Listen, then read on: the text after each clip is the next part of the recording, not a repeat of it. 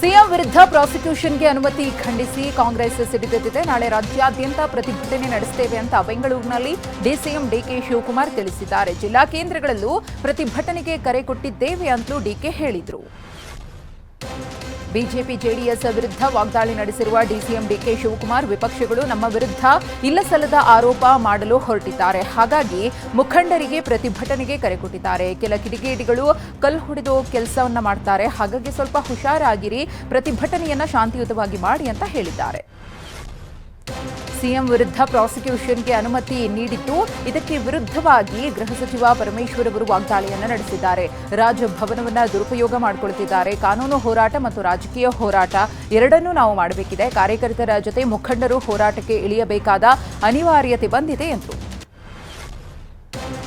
ನಮ್ಮ ಪಕ್ಷ ಕಾರ್ಯಕರ್ತರು ಶಾಂತಿಯಿಂದ ಹೋರಾಟ ಮಾಡಬೇಕಿದೆ ಅಂತಲೂ ಗೃಹ ಸಚಿವ ಪರಮೇಶ್ವರ್ ತಿಳಿಸಿದ್ದಾರೆ. ನಾವೇನು ಕಲ್ಲು ಹೊಡಿಬೇಕಿಲ್ಲ, ನಾವು ದ್ವೇಷದ ರಾಜಕಾರಣ ಮಾಡೋದು ಬೇಡ ಅಂತ ಸುಮ್ಮನಿದ್ದೆವು. ಆದರೆ ಇನ್ಮುಂದೆ ವಿಪಕ್ಷಗಳ ನಾಯಕರ ಮೇಲಿರುವ ಆರೋಪಗಳು ತನಿಖೆಯನ್ನು ಲೋಕಾಯುಕ್ತಕ್ಕೆ ಕೊಡಬೇಕಾಗುತ್ತೆ ಎಂದಿದ್ದಾರೆ. ರಾಜ್ಯಪಾಲರ ವಿರುದ್ಧ ಮೈಸೂರು ಜಿಲ್ಲೆಯ ಹಲವೆಡೆ ಪ್ರತಿಭಟನೆಗಳು ಕಾವೇರಿದೆ.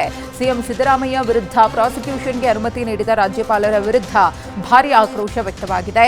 ತಗಡೂರಿನಲ್ಲಿ ಸಿಎಂ ಸಿದ್ದರಾಮಯ್ಯ ವಿರುದ್ಧ ಪ್ರಾಸಿಕ್ಯೂಷನ್ಗೆ ಅನುಮತಿ ಹಿನ್ನೆಲೆ ರಾಜ್ಯಪಾಲರ ಭಾವಚಿತ್ರಕ್ಕೆ ಮಸಿ ಬಳಿಯಲಾಗಿದೆ.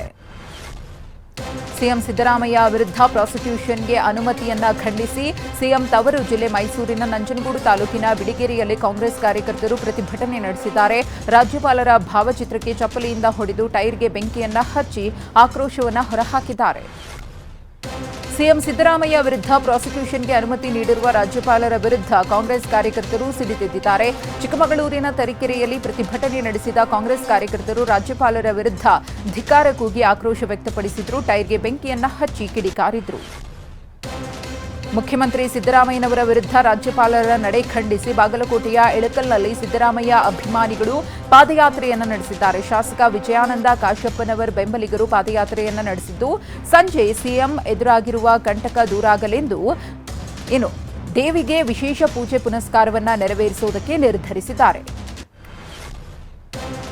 ಸಿಎಂ ಸಿದ್ದರಾಮಯ್ಯ ವಿರುದ್ಧ ಪ್ರಾಸಿಕ್ಯೂಷನ್ ಅನುಮತಿ ಹಿನ್ನೆಲೆ ಮಂಡ್ಯದ ಕೆಆರ್ಪೇಟೆಯಲ್ಲಿ ಸಿದ್ದರಾಮಯ್ಯ ಅಭಿಮಾನಿಗಳು ಸಿಡಿದೆದ್ದಿದ್ದಾರೆ. ಕೆಆರ್ಪೇಟೆ ತಾಲೂಕು ಕಾಂಗ್ರೆಸ್ ಕುರುಬ ಸಂಘ ಸಿದ್ದರಾಮಯ್ಯ ಅಭಿಮಾನಿ ಸಂಘದಿಂದ ಪ್ರತಿಭಟನೆ ನಡೆಸಲಾಗಿದೆ.